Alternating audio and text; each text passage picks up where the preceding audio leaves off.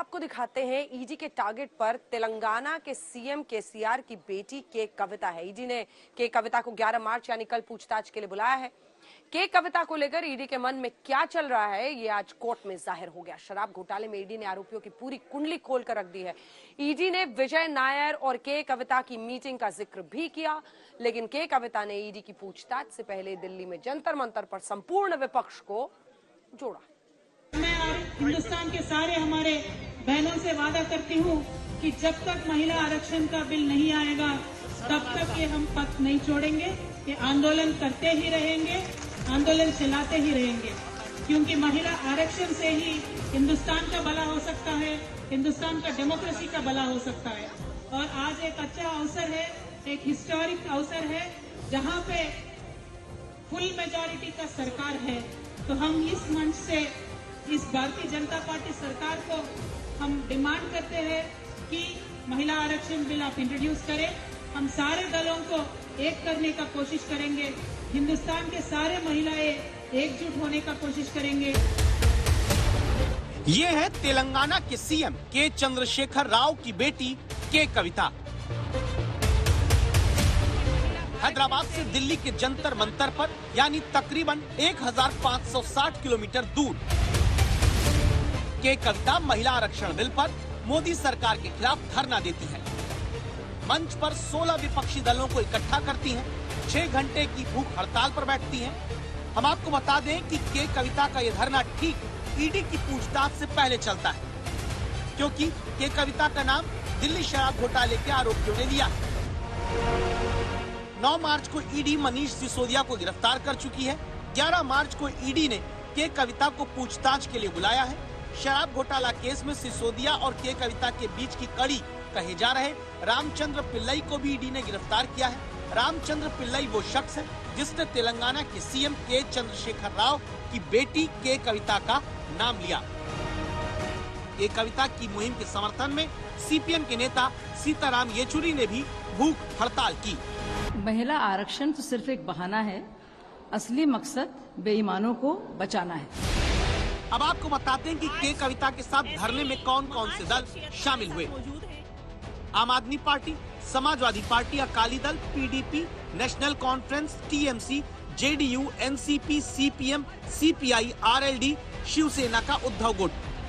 विपक्ष के नेताओं ने के कविता के मंच से सीधा प्रधानमंत्री मोदी पर प्रहार किया और केंद्रीय जांच एजेंसियों सीबीआई, ईडी के दुरुपयोग का आरोप लगाया।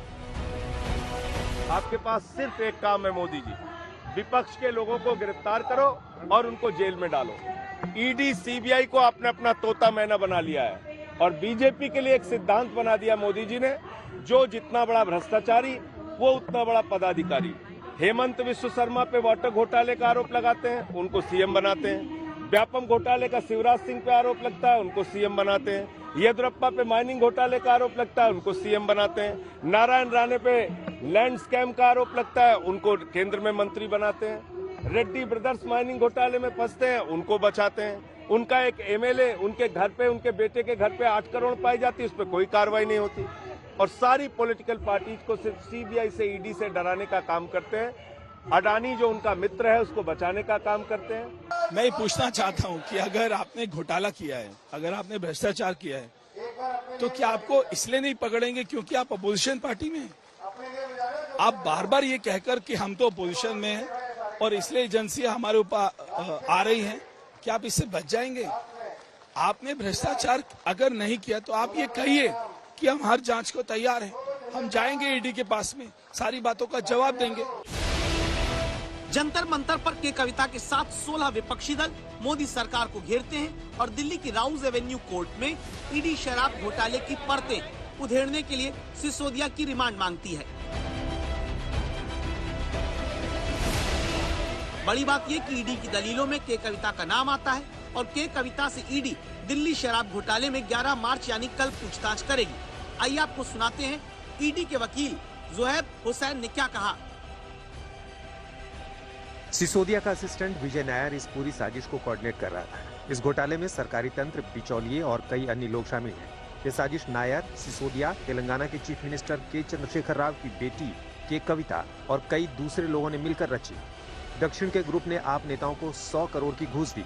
एक ग्रुप बनाया गया ताकि दिल्ली में 30% शराब कारोबार चलाया जा सके। दस्तावेज दिखाते हैं कि नायर ने सिसोदिया के प्रतिनिधि के तौर पर के कविता से मुलाकात की। नायर के कविता को यह बताना चाहता था कि सिसोदिया किस तरह से लिकर पॉलिसी को प्रभावित कर सकते हैं।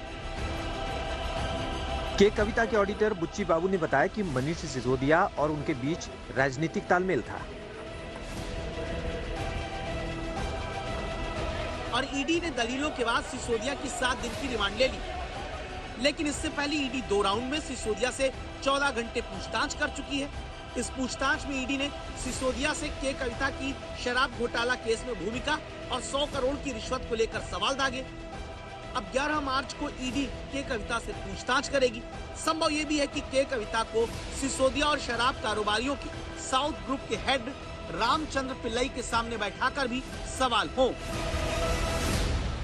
डरा के धमका के ये जो एक माहौल क्रिएट कर रहे हैं हर एक स्टेट में इंडिया में, ये डेमोक्रेसी के लिए तो अच्छा नहीं है। मेरा कहना यही है, अगर किसी पॉलिटिशियन इंक्लूडिंग मी गलती किया है, एजेंसीज जांच परख कर ले, हम पूरी कोऑपरेट करेंगे। और मेरे तरफ से रहा भी है, आपने देखा भी है, सीबीआई ने बुलाया, हम गए, फिर ईडी बुला रही है, हम जाएंगे। तेलंगाना की लूट शायद कम रह गई थी तो दिल्ली में भी लूट का कोई काम नहीं छोड़ा। और जो लोग भ्रष्टाचार में शामिल हैं, जिन्होंने राज्यों को तो कंगाल कर ही दिया है लूट लूट कर, वहां एक पार्टी की नहीं एक परिवार की सरकार चल रही है। अगर किसी के ऊपर इतने गंभीर आरोप शराब घोटाले के लगे जिसमें दिल्ली के उप मुख्यमंत्री गिरफ्तार किए गए हैं, अन्य लोगों को गिरफ्तार किया गया है, ये तो वही है कि घोटाला भी करते हैं और खुद ही अपने आप को ईमानदार भी बताते हैं, जजमेंट भी खुद ही सुनाने की बात करते हैं। के कविता कह रही है कि वो जांच में सहयोग करेंगी। हम आपको बता दें कि इससे पहले 12 दिसंबर को सीबीआई भी के कविता से हैदराबाद में करीब 7 घंटे पूछताछ कर चुकी है। अमित भारद्वाज के साथ मुनीश पांडे, दिल्ली आज तक।